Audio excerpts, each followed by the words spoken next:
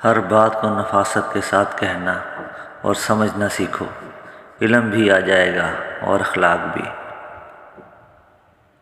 جب بھی وقت ملے ماں باپ کے پاس بیٹھا کرو، یہ وقت گزر گیا تو دوبارہ نہیں ملے گا۔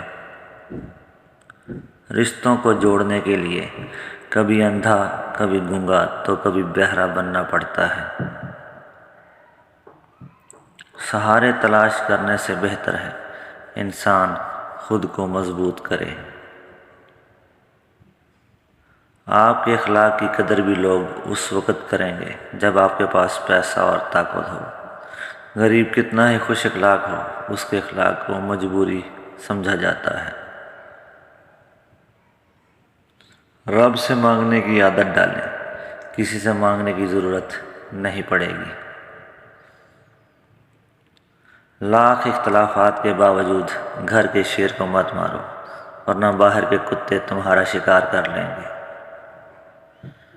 پڑی اپنی خطاؤں پر جو نظر، تو نگاہ میں کوئی برا نہ رہا۔ کبھی چھوٹی سی چوٹ لگنے پر بھی روتے تھے، آج دل ٹوٹ جانے پر بھی سنبھل جاتے ہیں۔ عورت بہت بابرکت ہستی ہے، ثبوت چاہیے تو اپنی ماں کو دیکھ لو۔ نبی کریم صلی اللہ علیہ وسلم نے فرمایا، جب تمہیں اپنی اچھائی اچھی لگنے لگے اور برائی بری لگنے لگے تو تم مومن ہو۔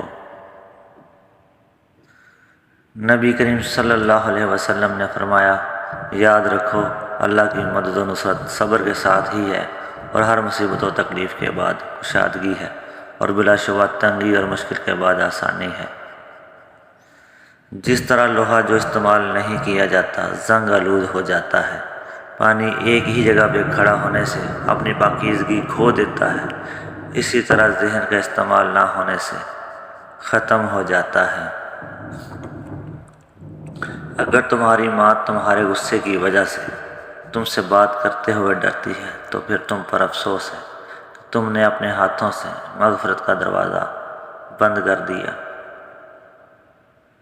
کسی کے گھر جاؤ تو اپنی آنکھیں قابو میں رکھو، اور جب وہاں سے نکلو تو اپنی زبان قابو میں رکھو، تاکہ اس کی عزت اور راز دونوں محفوظ رہیں۔ دنیا کی سب سے خوبصورت شے نیند ہے، جو انسان کو کچھ وقت کے لیے ہر غم سے آزاد کر دیتی ہے۔ وہ گھر آہستہ آہستہ خراب ہو جاتے ہیں جہاں بہو سے زیادہ شادی شدہ بیٹی کو اہمیت دی جاتی ہے۔ انسان کا زوال تب شروع ہوتا ہے جب وہ اپنے مخلص لوگوں سے منافقت کرتا ہے۔